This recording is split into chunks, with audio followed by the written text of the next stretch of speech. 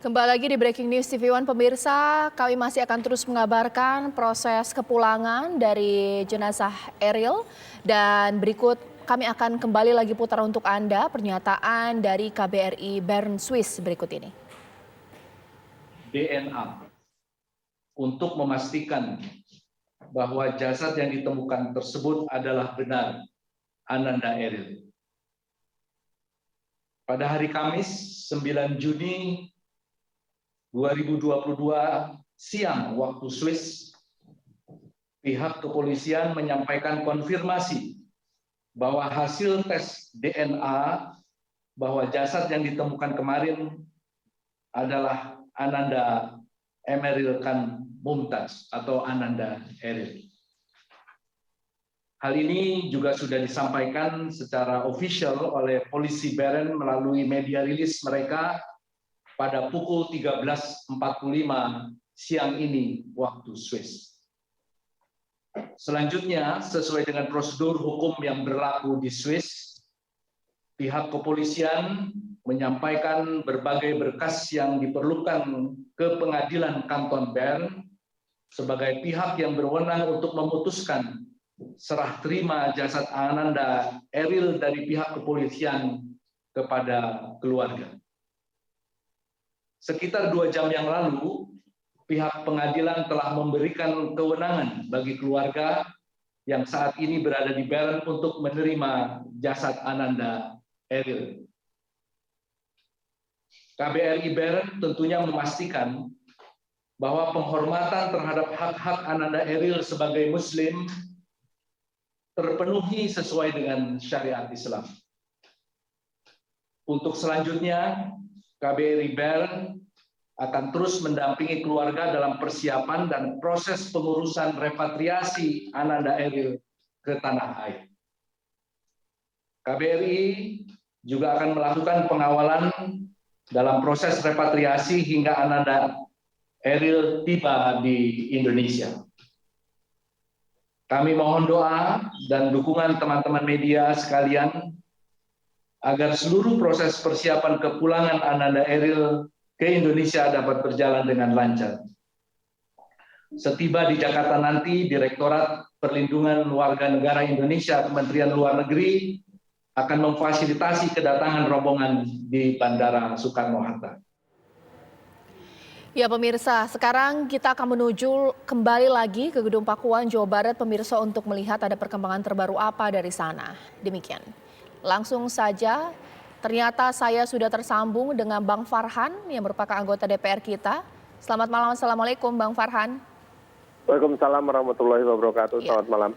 Bang Farhan, ini secara kebetulan memang sedang ada sosialisasi di Jawa Barat. Ini memang dengan informasi saat ini bahwa jenazah Eril sudah ditemukan ini. Bagaimana Bang Farhan tanggapannya?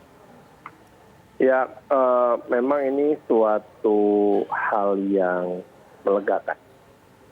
Karena dalam suasana ketidakpastian rasanya tentu sangat berat untuk keluarga dan sahabat juga untuk mengikuti perkembangan.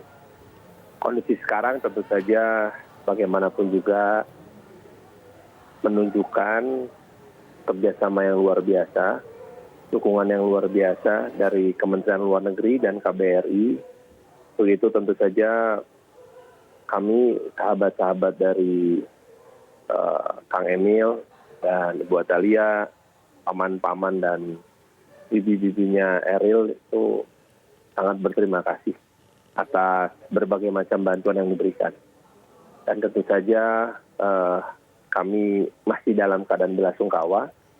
Setiap sore pada asar di Gedung Pakuan masih dilaksanakan pengajian. Tadi juga salah satu pengajian bersama dengan Jabar Bergerak, komunitas yang juga dibina oleh Ibu Atalia, serta Jabar Bergerak Zilenial, komunitas zilenial yang dibina oleh Eril. Dalam kesempatan doa tersebut tentu saja salah satu doanya adalah agar keluarga diberi ketabahan dan kekuatan. Kita pun yang ditinggalkan bisa mendapatkan hikmah yang luar biasa dari amal jariah yang ditinggalkan oleh Eril.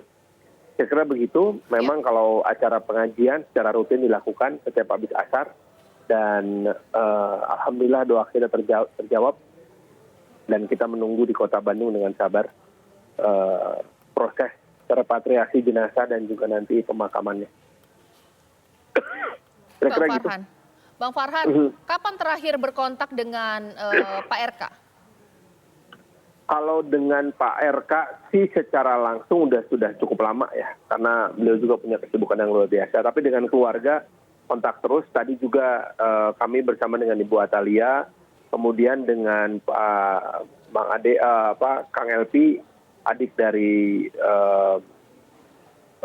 Pak RK juga kami komunikasi sangat erat, lancar, dan terakhir mendapat kabar itu waktu Pak RK kemarin malam terbang ke Bern. Baik, kalau dari Bang Farhan sendiri sebenarnya sempat mengenal sosok Eril tidak sih Bang? Sangat, karena waktu tahun 2016 kan saya tuh udah ketemu Eril saat udah remaja ya. Tahun 2016 kami beberapa keluarga sahabat dan kerabat itu berangkat ke Tanah Suci untuk umroh.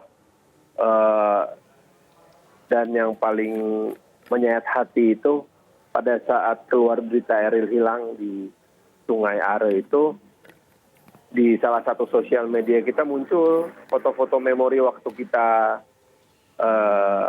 umroh tahun 2016 itu, dan ya di situ kita lihat Eril yang masih remaja bareng sama anak saya juga yang bungsu, sama ya kita keluarga. Jadi kesannya memang kita sangat kehilangan sih. Bagaimana sih sosok Eril sepengenalan Bang Farhan? Sosok remaja biasa. Jadi kalau seperti kata pernyataan dari ibundanya, Ibu Atalia, Eril ini pemuda biasa. Pemuda yang tidak extraordinary, nggak yang menonjol, bukan pemuda populer. Bahkan beberapa dosennya di ITB tidak mengetahui bahwa dia adalah putra dari seorang gubernur.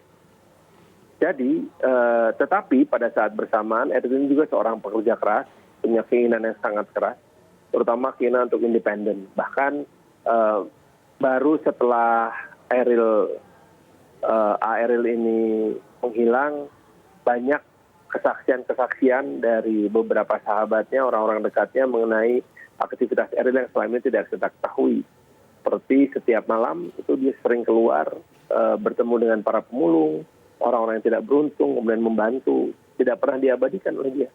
Kemudian juga dia sangat dekat dengan orang-orang marginal di sekitaran kampusnya. Dan dia juga ternyata sebagai seorang anak gubernur gitu, belajar bekerja secara independen di sebuah wedding organizer, dan pekerjaan dia adalah menjadi driver mobil pengantin.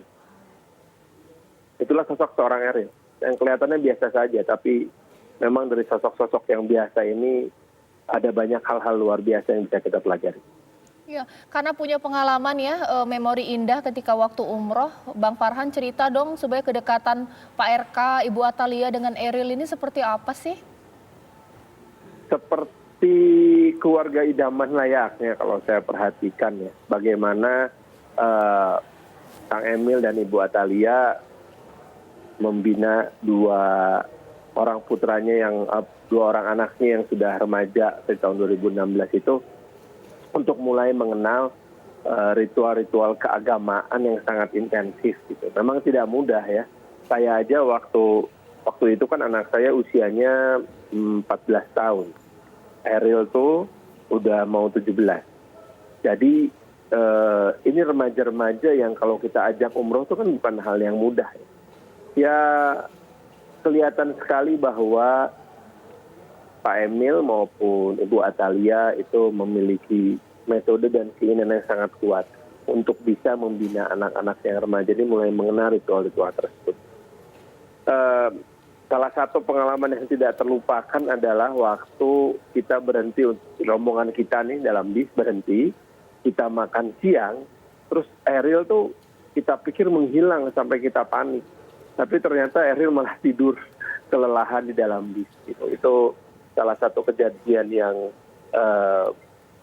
rasanya tidak akan terlupakan ya kisah-kisah lucu yang terjadi pada saat itu.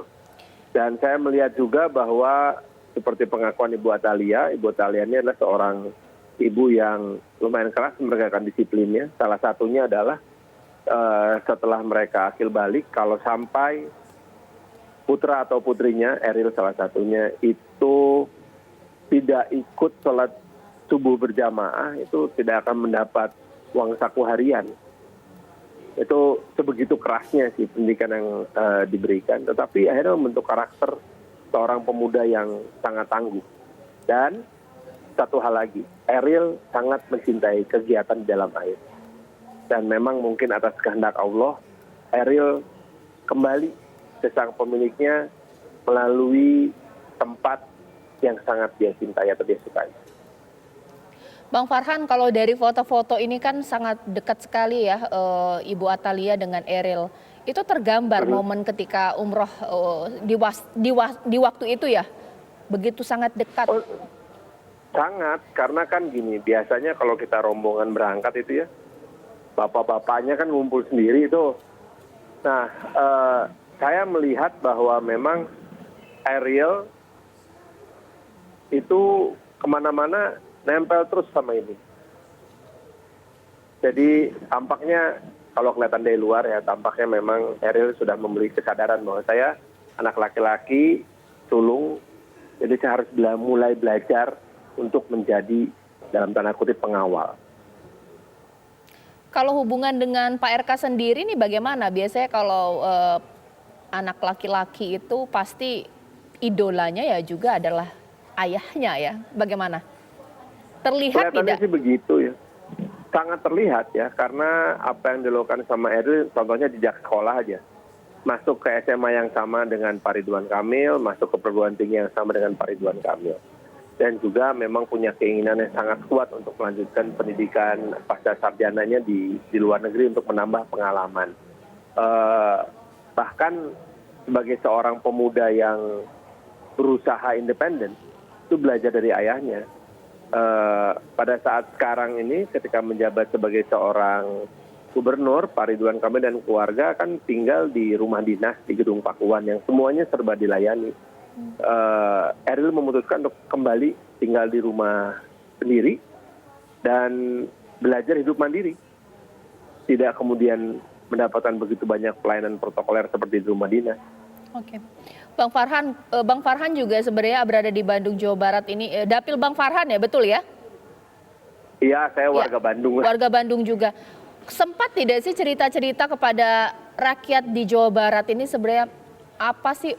Karena memang harapan masyarakat Jawa Barat sebenarnya Eril ditemukan dalam kondisi selamat, sehat walafiat. Tapi inilah merupakan takdir Allah ya. Bagaimana sebenarnya suasana kebatinan masyarakat Jawa Barat, Bang Farhan? Sangat berduka, karena bagaimanapun juga kami ini di Jawa Barat tentu memiliki kedekatan dengan keluarga Pak Ridwan Kamil. Ketika berita Eril pertama kali keluar, maka ada pergerakan yang luar biasa lah. Dari yang memang khawatir sampai yang memang katakanlah ingin bertindak langsung gitu. Tapi tentu hal ini juga kemudian terekspresikan dari begitu besarnya perhatian masyarakat di Jawa Barat. Kita melihat aliran doa, sholat gaib di mana-mana, doa bersama dilaksanakan di mana-mana. Bahkan sejak tanggal 26 Mei itu sampai dengan tanggal 3 Juni itu hampir setiap hari ada doa bersama dan pengajian. Bahkan kalau kita lihat juga sekarang bunga duka cita, ucapan duka cita tidak berhenti mengalir terus. Ini menunjukkan bahwa sebetulnya warga Jawa Barat ikut merasakan kedukaan yang mendalam seperti yang dirasakan oleh keluarga Ridwan Kamil. Baik, Bang Farhan, karena Bang Farhan pasti lebih leluasa untuk bisa ke dalam di Gedung Pakuan, bahkan juga berbincang dengan keluarga. Kalaulah boleh sumbang saran ini, jikalau masyarakat ini kan pasti antusiasmenya tidak terbendung ya mendapat kabar ini bahwa jenazah sudah ditemukan, pasti ingin berbondong-bondong datang ke sana ini Bang. Tapi sebaiknya harusnya seperti apa? Apakah menahan diri dulu sampai nanti kemudian jenazah tiba atau bagaimana? Sebaiknya tunggu saja sampai ada pengumuman resmi, karena bagaimanapun juga protokoler dan humas pemerintah Provinsi Jawa Barat menyadari adanya antusiasme yang sangat besar dari masyarakat. Untuk itu, sampai sekarang kami pun belum tahu jenazah nanti akan disemayamkan di mana dan dimakamkan di mana, serta kapan. Jadi sambil menunggu informasi resmi, sebaiknya kita menahan diri dulu sampai kemudian ada kabar, dan kalau memang sudah ada, tahu tempat dan di mananya, pasti akan diatur lewat protokoler yang sangat tertib dan teratur seperti selama ini kita ikuti acara di Gedung Pakuan ini. Baik, terima kasih Bang Farhan atas waktunya. Terima kasih banyak, dan pemirsa sesaat lagi Breaking News TV One masih akan kembali untuk Anda untuk mengabarkan detik-detik dan informasi terbaru terkait penemuan jenazah Eril sesaat lagi.